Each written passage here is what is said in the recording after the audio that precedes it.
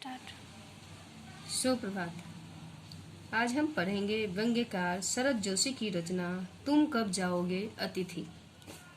प्रस्तुत पाठ।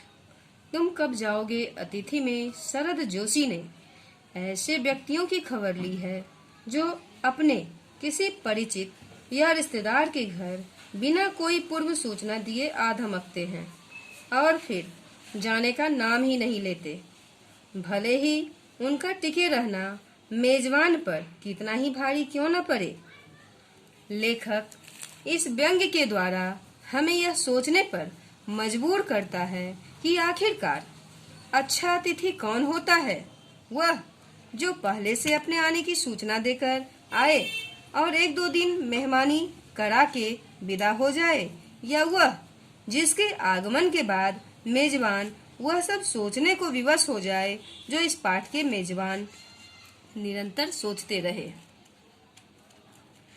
शरद जोशी एक व्यंग्यकार हैं और व्यंग्यकार का कार्य है सामान्य दिखाई देने वाली परिस्थितियों में भी असामान्यता को खोजकर हंसते गुदगुदाते हुए कटाक्ष करना।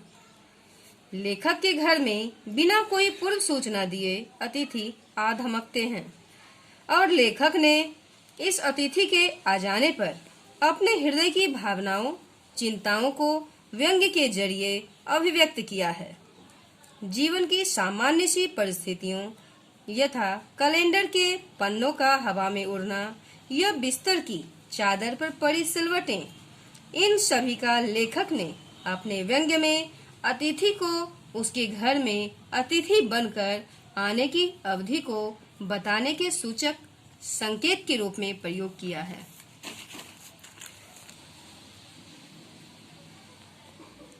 लेखक ने यह लेख आत्मकथात्मक शैली में लिखा है। लेखक स्वकथन करते हुए उस अतिथि से पूछ रहे हैं कि आज तुम्हारे आगमन के चौथा दिन है, पर यह प्रश्न मन में बार बार घूमर रहा है कि तुम कब जाओगे अतिथि। लेखक अतिथि से कहते हैं कि तुम निरंतर सिगरेट का धुआं फेंक रहे हो, तुम्हें दिखाकर कैलेंडर की तारीखें बदल रहा हूँ। चांद पर जाने वाले लाखों मील लंबी यात्रा करने के बाद अंतरिक्ष यात्रियों ने भी इतने समय तक चांद पर नहीं रुके थे जितने समय छोटी सी यात्रा कर मेरे घर में आए हो। तुमने मेरे आर्थिक सीमाओं की बैंजनी चट्टान देख ली, अब तुम घर लौट जाओ अतिथि। क्या तुम्हें अपनी पृथ्वी नहीं पुकारती? लेखक अतिथि को याद दिलाना चाहते हैं कि उस दिन जब आए थे तो मेरा हृदय किसी आशंका से कांप उठा था, फिर भी एक स्नेह भींगी मुस्कुराहट के साथ मैंने तुमसे गले मिला था और मेरी पत्नी तुम्हें सादर नमस्ते की तथा तुम्हारे सम्मान में रात के भोजन को उच्च मध्यम वर्ग के डिनर में बदल दिया था। तुम्हें याद होगा कि 2 सब्जियों रायते के अलावे हमने मीठा भी बनाया था, इस उत्साह आशा में कि दूसरे दिन किसी रेल से शानदार मेहमानवाजी की छाप अपने हृदय में ले अच्छे अतिथि की भांति तुम चले जाओगे, परंतु ऐसा नहीं हुआ। दूसरे दिन भी तुम अपनी अतिथि सुलभ मुस्कान लिए घर में ही बने रहे। अतिथि के अगले दिन न जाने के बाद भी लेखक और उनकी पत्नी ने पुनः दोपहर के भोजन को लंच की गरिमा प्रदान की और रात्रि को सिनेमा भी दिखलाया। वह लेखक के सत्कार का आखिरी छोर था। तीसरे दिन अतिथि लेखक से कहा, मैं धोबी को कपड़े देना चाहता हूँ। यह आघात अप्रत्याशित था और इसकी चोट मार्मिक थी।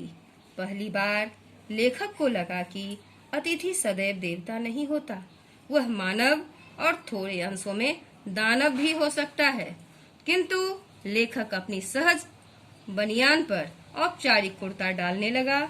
पत्नी ने पूछा, कहाँ जा रहे हैं? लेखक ने कहा, इनके कपड़े लॉन्ड्री पर देने हैं, बस।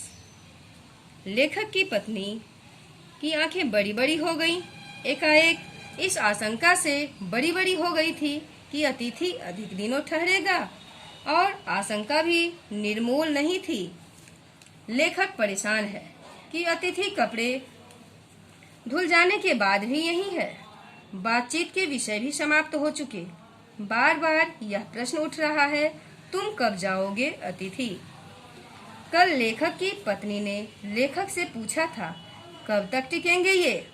लेखक ने कंधे उचकाकर कहा, क्या कह सकता हूँ? पत्नी ने कहा, मैं तो आज खिचड़ी बना रही हूँ, हल्की रहेगी।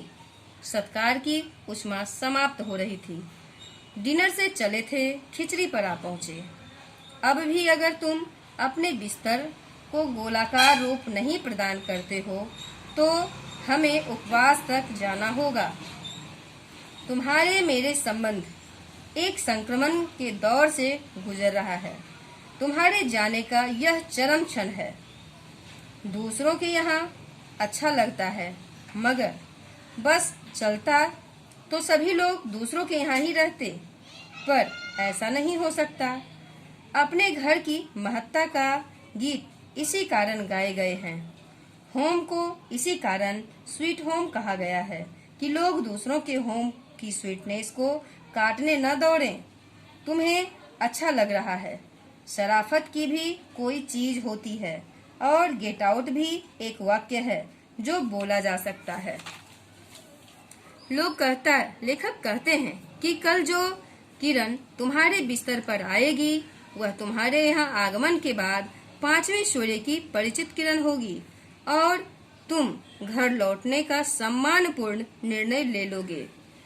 वह मेरी सहनशीलता का अंतिम सुबह होगी।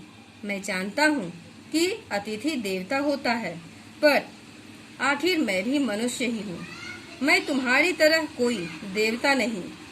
एक देवता और मनुष्य अधिक देर तक साथ नहीं रह सकते। देवता दर्शन देकर लौट जाते हैं। तुम लौट जाओ अतिथि, इसी में तुम्हारा देवत्व सुरक्षित रहेगा। धन्यवाद।